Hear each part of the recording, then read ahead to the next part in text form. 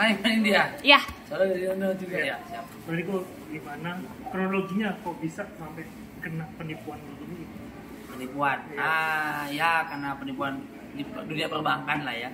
Transfer awalnya ada orang yang mengaku ceritanya di penipuan namanya, mengaku tuh mengatasnamakan sebuah kementerian, dia karyawan bukan IO. Masih kok ada MC, ada job buat MC si acara. Oke. Karena saya lagi ribet, saya lemparlah ke admin saya. Betul kita di rumah lagi ada meeting, lagi ngerjain proyek segala macam. Plus ada istri saya datang, udah yang garap tuh ada admin saya, Lia namanya, sama istri saya Ayu. Mereka yang follow up lebih lanjut. Jadi saya kasih contoh gini, oke, budgetnya berapa masih buat MC? Kita berapa 10 ya, 20 juta deh. Oke, 20. DP ya Mas ya?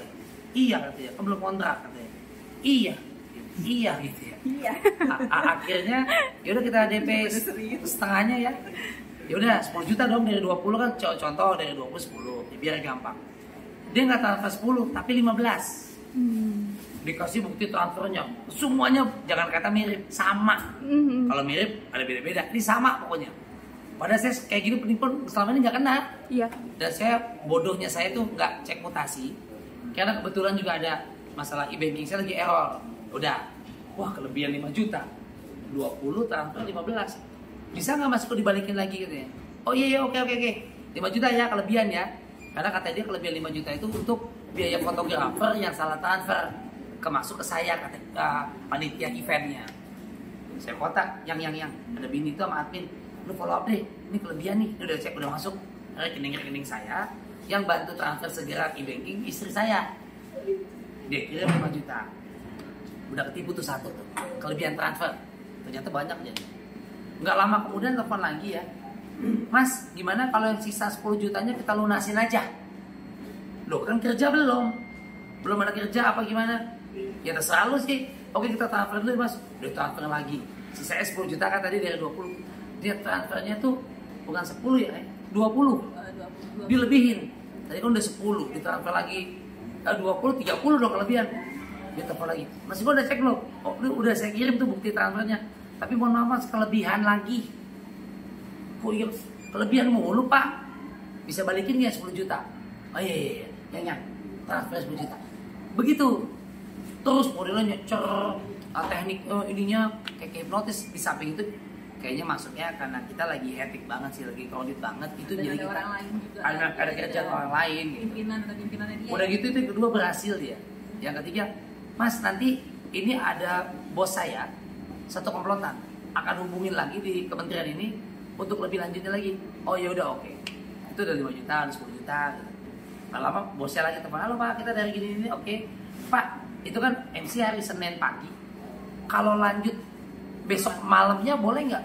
Oh ya boleh, asal budgetnya cocok. Kan paginya ada gathering, malamnya ada gala dinner di kementerian yang sama. Oke, samain aja ya Pak. Oke, samain aja. Umpama nih 20 juta, dia transfer ke 20 misalnya 30, buktinya 30, ujung kelebihan 10. Mas balik-balik nggak kelebihan 10 saya buat biaya patwal kami salah transfer. Kok patwal ke gue, fotografer ke gue, semua jadi modelnya seperti itu.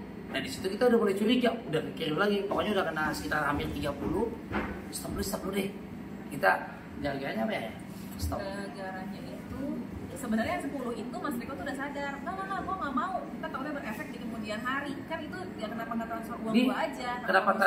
Kenapa jatahnya orang lain ke gue?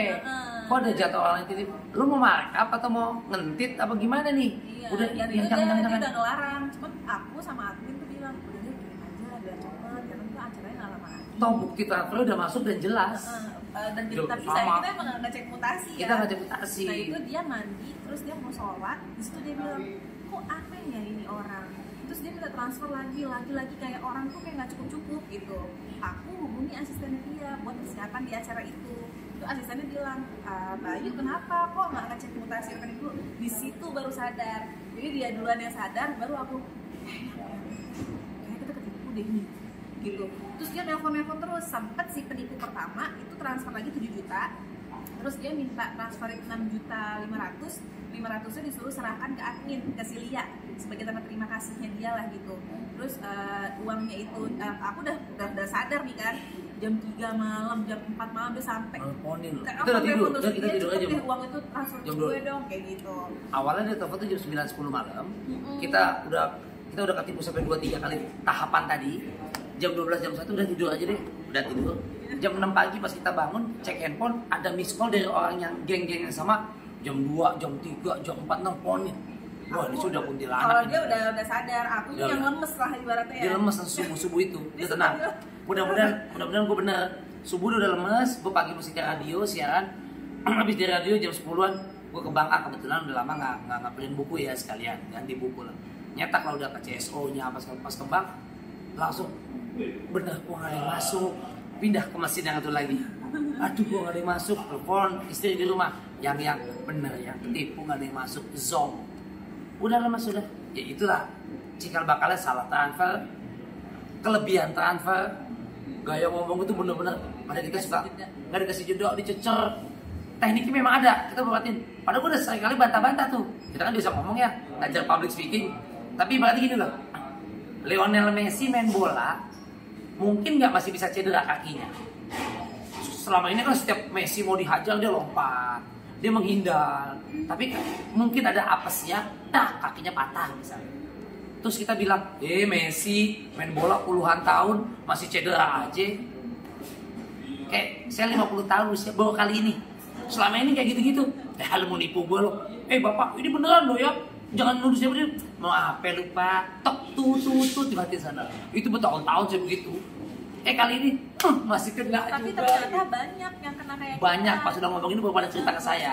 Dan ternyata juga ada kayak teman-teman yang bukan public figure, tapi mereka sistemnya kayaknya ada iPhone yang murah harganya. Ya. DP lu DP cepet ya, dan cepet soalnya itu lagi tahan sama bea cukai, misalkan gitu ya.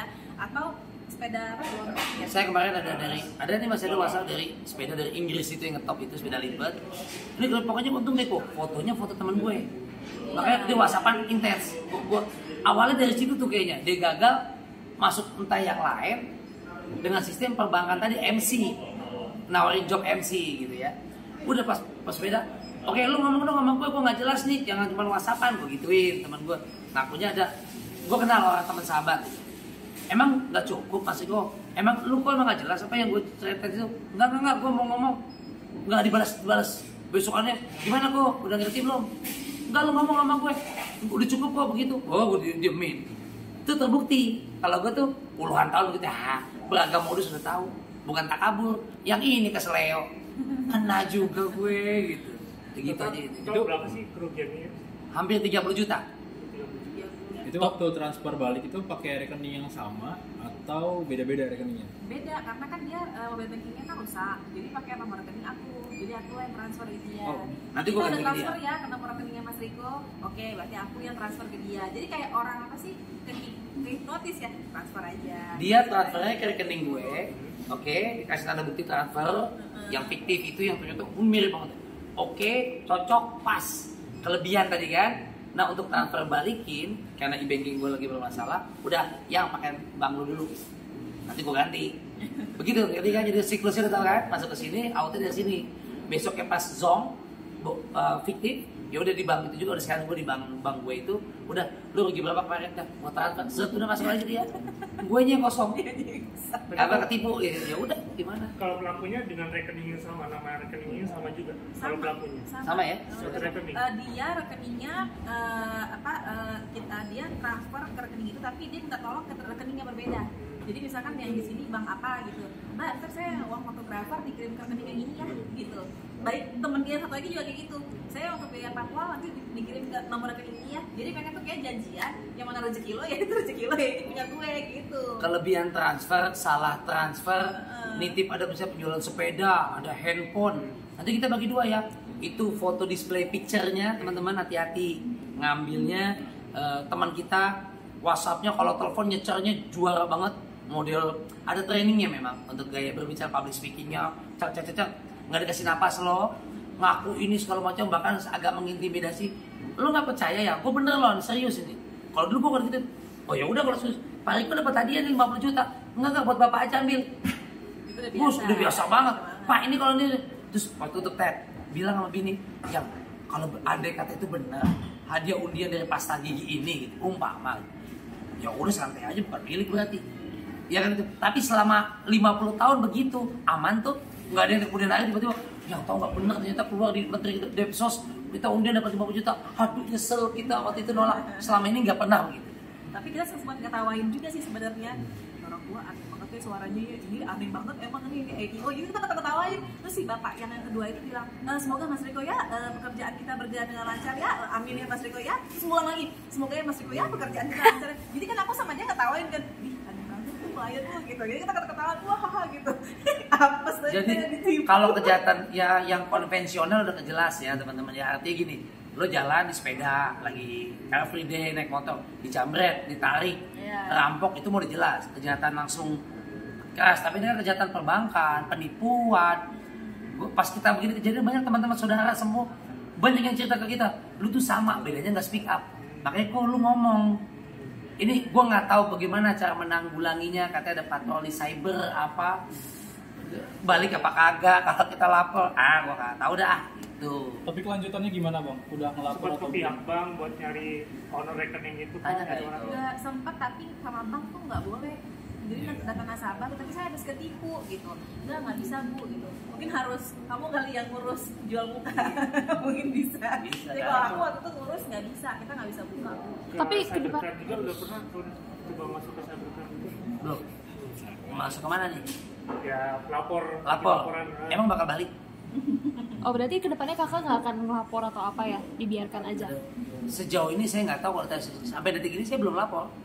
Ya, makanya saya tanya kalau lapor bakal balik. enggak sih? Ya Ya tergantung. nggak tahu ya. Iya. Ikhtiar usaha.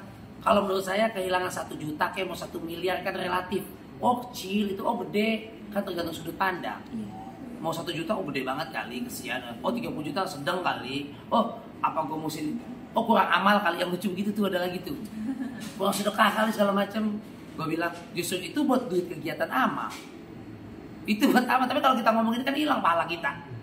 Sebelumnya bahkan kita sama istri biasalah ada ngebantu saudara lah, ada musibah, udah paginya siangnya malamnya kena. Ustadz aja ada yang ketipu, ya artinya kan bahwa parameternya apa nih? Ya udah kalau sedekah aja kali, amal aja kali. Mungkin gini, ini ujian Allah, udah.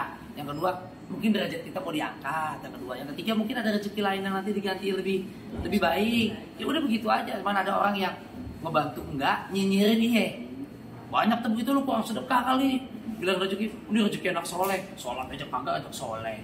Enggak, tapi artinya kita tetap berbuat baik, enggak kayak begitu udahlah. Mungkin ujian kita mau diangkat derajatnya, amin, udah gitu aja. Lapor sih pengen, cuman sejauh ini belum lapor. Emang bakal balik ya gitu.